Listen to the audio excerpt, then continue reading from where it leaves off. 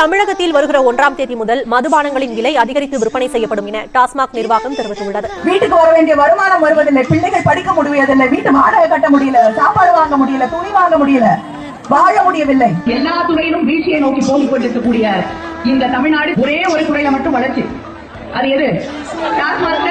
இன்று தமிழ்நாட்டுடைய வருமானம் 36,000 கோடி. இந்தியாவிலேயே அதிகமாக இளம் விதவைகள் இருக்கக்கூடிய மாநிலமாக தமிழ்நாடு மாறிக்கொண்டிருக்கிறது. இளம் விதவைகள் நிச்சயமாக உறுதியாக நான் சொல்றேன், நிச்சயமா அதை செய்வோம். திமுகவுடைய முதல் கையெழுத்து மதுவிலக்கிற்கான கையெழுத்தாகத்தான் தலைவருடைய முதல் கையெழுத்து.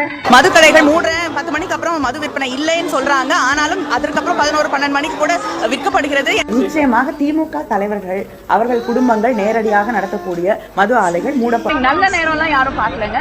மதுவிலக்கு கொண்டு வரப்படும் பொழுது நாங்கள் அந்த ஆலைகளை மூடுவோம்.